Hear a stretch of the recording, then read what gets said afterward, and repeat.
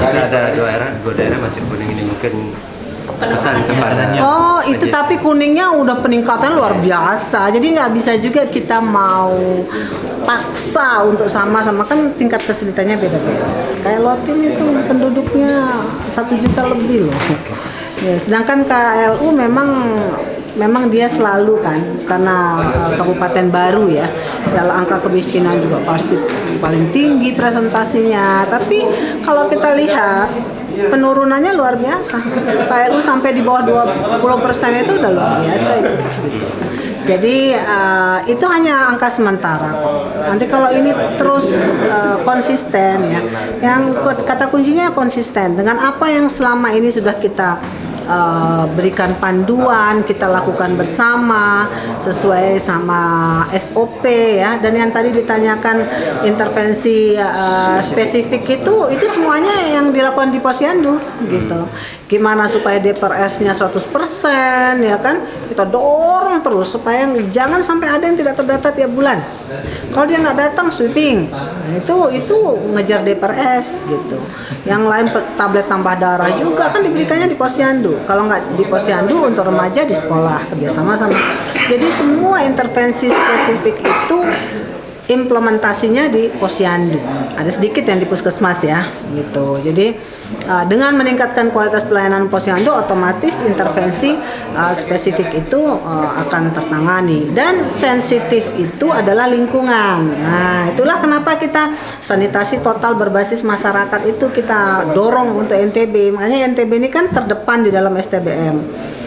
Di Indonesia ini baru selesai 1 pilar, ya kan, NTB kita sudah 4 pilar gitu, udah selesai, bahkan sudah banyak yang 5 pilar, ya kan, sudah 50% lebih dari kabupaten kota di NTB udah 5 pilar selesai. Nah, secara Indonesia kita dapat penghargaan itu untuk 1 pilar loh. Jadi pencapaiannya udah melompat jauh untuk STBM, karena STBM ini kita sadari adalah intervensi sensitif itu gitu. Kalau STBM ini kelar, bagus, orang buang air besar nggak ada sembarangan, semua di toilet, cuci tangan pakai sabun, mengolah makan minum rumah tangganya dengan baik ya, pengelolaan sampah rumah tangganya baik, limbah cairnya baik, otomatis gitu. Makin sempurna lagi penanganan stuntingnya. Umi, di ujung perhikmatan ini angka stunting turun dari bawah angka nasional. Bagaimana perasaan? Bahagia sekali. Aduh, tidur nyenyak. Gitu. Jadi apa sih yang lebih membahagiakan daripada apa yang kita targetkan, yang kita inginkan untuk meningkatkan SDM ini dari sisi kesehatan ini bisa tercapai. Target tercapai saya sudah bahagianya, apalagi di bawah target ya. Target kita kan 16% tahun ini kan. Tapi alhamdulillah bisa sampai di bawah 14%. Itu luar biasa. Dan ini bukan saya kerja sendiri, ini kerja bersama banyak pihak. Dan memang nggak bisa apa-apa kita kerja sendiri. Dengan kolaborasi yang luar biasa dengan 10 kabupaten kota ya, Dikes yang luar biasa. Kemudian BKKBN juga ada di situ, Dikbud juga ada, DPMPD juga, DP3P2KB dan berbagai pihak bersama-sama, alhamdulillah gitu. Bisa. Sejauh ini seberapa efektif itu gotong royong anti stunting itu? Wah, efektif sekali. Bayangkan saja yang namanya telur, kita hitung-hitungan tuh sebenarnya pertama keder ya. Begitu lihat angkanya, waduh, duit dari mana segini gitu kan angka ini. Tapi kalau dengan gotong royong ternyata ringan jadinya. Itulah bukti bahwa gotong royong itu betul-betul kelebihan masyarakat Indonesia itu di situ gitu. Nggak ada yang merasa berat karena memang ringan, seperti anak-anak. Satu anak 1 telur, coba. Hanya cuma 2.000 gitu. Nggak ada yang merasa berat.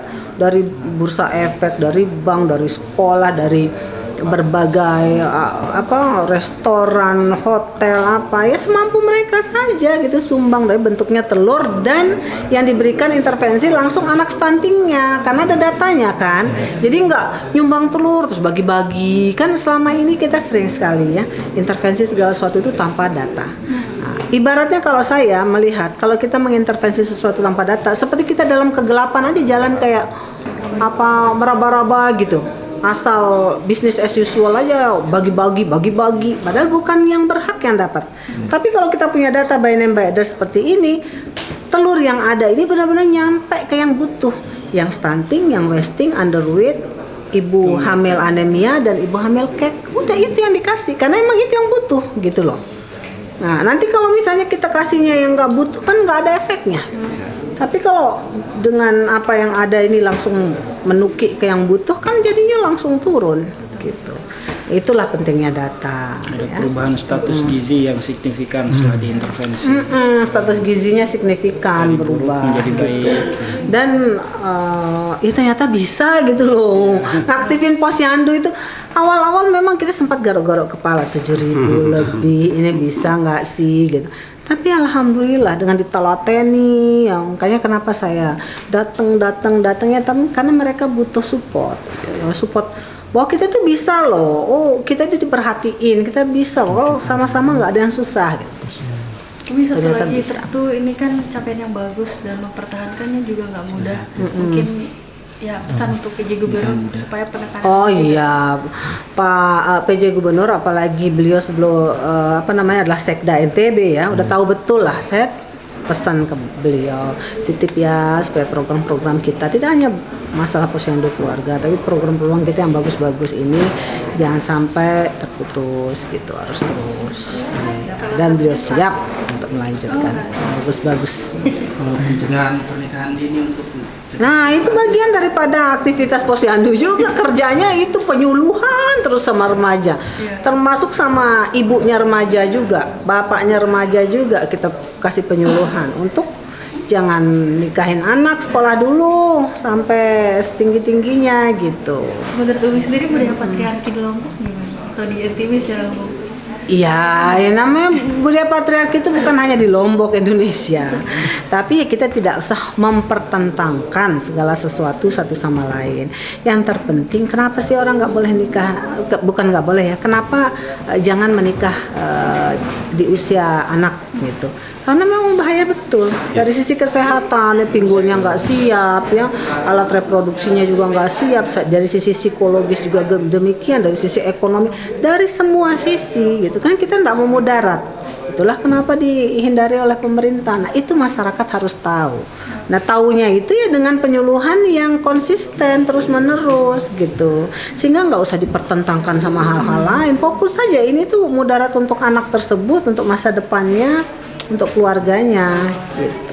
Bisa demi besok berangkat ke Jakarta. Oke. Iya, besok subuh kita lihat pelantikan Pak Aktivitas Sekda. setelah ini, Umi? Ya udah kan saya bilang. Oh ya balik Ada jadi tambahan rektor, lagi, Umi. balik jadi rektor, jadi pimpinan muslimat dan banyak kegiatan-kegiatan lain yang sudah menunggu.